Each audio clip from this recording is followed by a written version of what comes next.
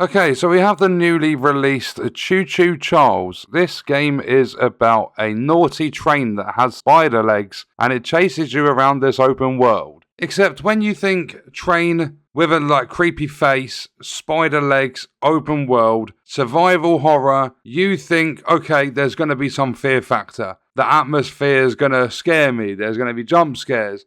No.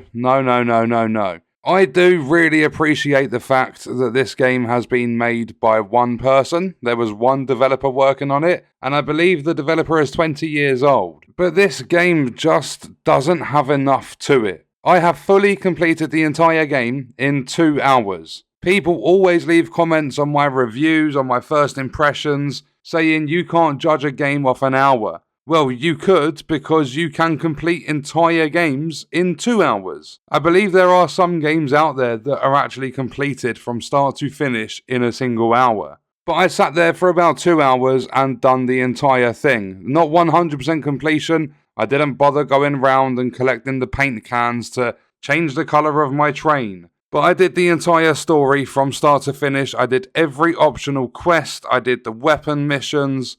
And when you first start this game, yes, there are going to be spoilers in this, by the way, so if you're interested in playing, come back once you've played the game and watch the video then. But you start off, you've got this little train, and you basically have nothing. And Charles is supposed to be this creepy spider-based train that chases you around this open world. And I think in the whole 2 hours, I'm pretty sure I saw Charles 6 times, and 2 of those was when I summoned him in for the end fight. But from the moment you load this game up, you are going to be given a map, and that map will show you the location of every single mission. Optional, weapon, and required. There is no going to a story mission and unlocking extra optional missions. Everything from the start to the finish of the game, in terms of the missions, is visible on your map from the very beginning. And you go to these missions, and the weapon ones,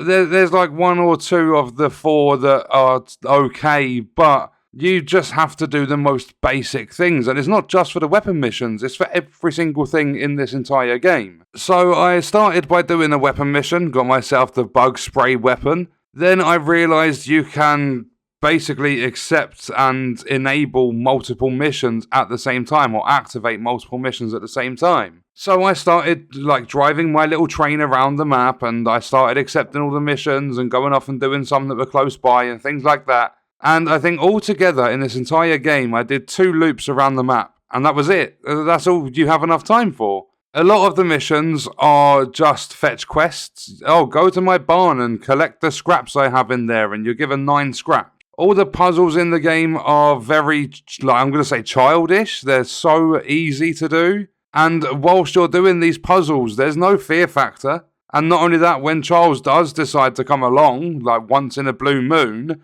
you can just hide in a building, or you can go into these little huts that are outside some buildings, stand there, and Charles can't do anything. But then you're doing these fetch quests, like one of them's down in like this swamp sort of area, and it says that you need to navigate to this island to pick up something for the fire for this witch or whatever. And all you have to do to complete that is just walk very, very slowly through the water. If you speed up and you create a splash, you will be eaten by some weird crocodile thing. Or at least that's what I think it is. You can't really make it out. But if you walk really slowly to the point of not making any splashes, you can get to the island and you can get straight back without any interruptions. There's also one, quest, or whatever you want to call it, where you have to do this lock picking. And that's just hit this button once. Hit this, you basically get a circle, and then it's got these points on the circle that you have to hit. So it spins round, you got to hit it once. It spins round, you got to hit it twice. It spins round, you got to hit it 3 times, and then boom, you've lockpicked. Everything in this game is so basic. There is no horror to this game whatsoever. I think the most, fear factor sort of part of the game has nothing to do with Charles. It's one of the quests. It makes you go into this, area. You're looking for these notes that have been pinned to these, lamppost things. And everyone that you need to interact with is lit up. There's not a dark one. The notes aren't in different places. But you go in there, and it does get tedious and annoying after a while. Because when you get close to these ghosts or whatever, your screen starts going fuzzy, and then if you get captured, you basically get kicked out of the area. You will have to go back in and do it all over again. You don't lose health or anything like that. And then I also did notice a bug with this game. When you die, it says that you've lost a certain amount of scraps and you can return to your train. Well, if it tells you you've lost 2, I only lost 1 on a lot of occasions. And sometimes it would say that I've lost 3 scraps and I would look in my bag and I haven't lost any. But then you start closing in on the end of the game, you're doing the main missions. These main missions are incredibly repetitive, and there aren't that many of them either. Most of them requires you hiding away from mobs, and you have to navigate through these caves to pick up these eggs. I don't know why these eggs are a thing, but basically your goal is to get 3 eggs and then you can put them into this weird pyramid thing and you can summon Charles for the final boss fight. One thing I did like about the game was the fact that when you go onto your train, you can upgrade it. You can upgrade the armor,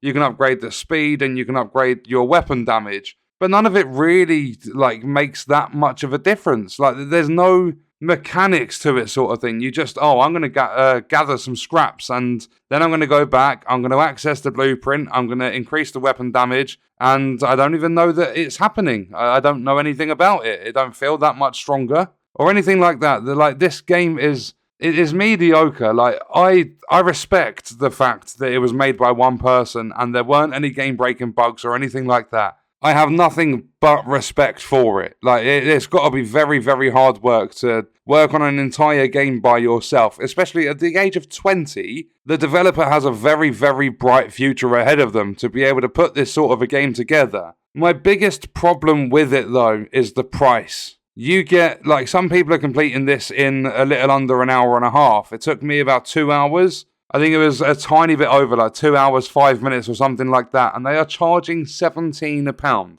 It's $20 for this game. So if you was to do some basic multiplication, they are charging $20 for 2 hours. If they made a game, or if this person made a game that lasted 6 hours, you'd be paying $60 for it. I honestly don't think the game's worth anywhere near that price. I'm not saying it's a bad game. It's repetitive. It does get boring. There's no replayability. Because once you've taken down Charles, that's it. It's game over. What's the point of going back through it when you've already done everything in such a short amount of time? There's barely any exploration or anything like that. The scrap is put in the most obvious places. I'm going to walk around the back of this house. Boom, scrap. I'm going to go look on this table in this room. Boom, scrap. It's just... I don't even know what to say. It's just a mediocre game. It's very impressive based on it being created by one person, but that doesn't warrant having a $20 price tag for 2 hours of gameplay. I see people all the time in comments saying, there's 10 to 12 hours worth of gameplay. That ain't worth my $50. This game for $20 gives you 2 hours of gameplay. And I don't think there's many people in the world that are going to want to go back through this game again. It's supposed to be a survival horror. It's probably the least scary game I've played in the last 10 years.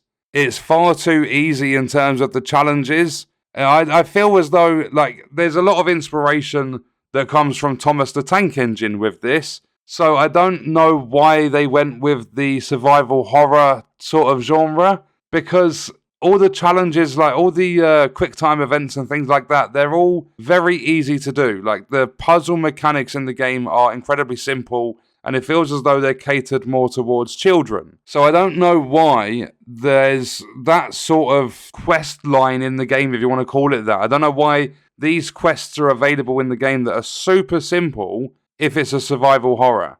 I think there should be some sort of challenge. There should be fear factor. The atmosphere should be better than just chucking some thunder in the background with a little bit of rain. Charles only came out to play about 4 times. The rest of the time, you're just running around and driving your train around. I think I only actually got to shoot Charles out of the final boss fight with him, I think twice. I think the other 2 times he come out without me summoning him, I managed to hide inside a building so he couldn't touch me, and then he just runs off or drives off, whatever. Well, no, he runs off. He's got spider legs. But yeah, I'm absolutely baffled. I can't give this game a high rating because it's so expensive for such a short gameplay loop. There's absolutely no replayability. There's 11 paint cans in this game, and all you do, if you've got a controller plugged into your PC or you're playing on console or whatever, using a controller, all you do is you go into your train, you look at a paint can, and you press your right trigger, and that's it, done. It's such a simple game. Like, there is some sort of entertainment, like there's a couple of funny lines in the dialogue here and there. Like, it's not like the voice acting was quite good, but I mean, that's pretty much all there is to it. I honestly don't know what else to say. This game's 100% not worth the asking price. It's not a terrible game, but it does get very repetitive and incredibly boring really quickly. So I would say with this one, wait for a sale on it. Don't pick it up at full price because you will be disappointed. It's definitely not worth that amount of money. And